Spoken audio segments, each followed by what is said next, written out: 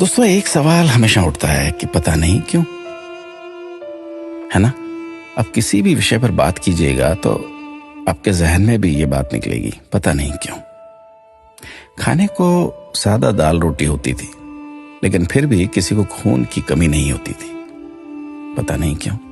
School में अध्यापक खूब कान खींचते थे, डंडों से पिटाई होती थी, लेकिन कोई बच्चा स्कूल में डिप्रेशन के कारण आत्महत्या नहीं करता था, पता नहीं क्यों।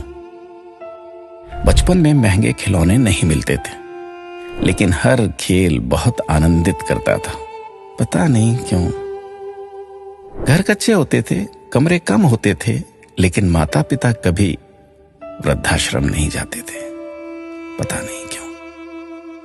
घर में गाय की, कुत्ते की, अतिथि की, मेहमानों की रोटियां बनती थी, फिर भी घर का बजट संतुलित रहता था।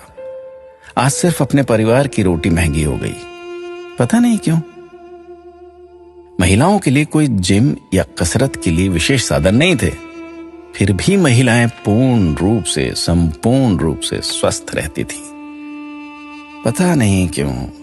भाई भाई में, भाई बहनों में अनेक बार खूब झगड़ा होता था, आपस में कुटाई तक हो जाती थी, परंतु आपस में मन मुटाव कभी नहीं होता था, पता नहीं क्यों।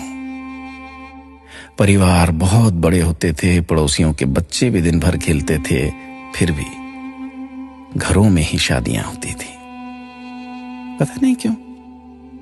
माता पिता थोड़ी सी बात पर थप्पड़ मार देते थे, लेकिन उनका मान सम्मान कभी कम नहीं होता था, पता नहीं। ऐसे अनेक क्यों के सवाल दिल में उठ रहे हैं। आप सभी तक इस क्यों को पहुंचाने की कोशिश कीजिए। शायद फिर से पहले जैसा सौहार्दपूर्ण वातावरण, आपसी प्रेम, एकता का माहौल बने। एक एक 11 होते हैं। अपना ख्याल रखिएगा।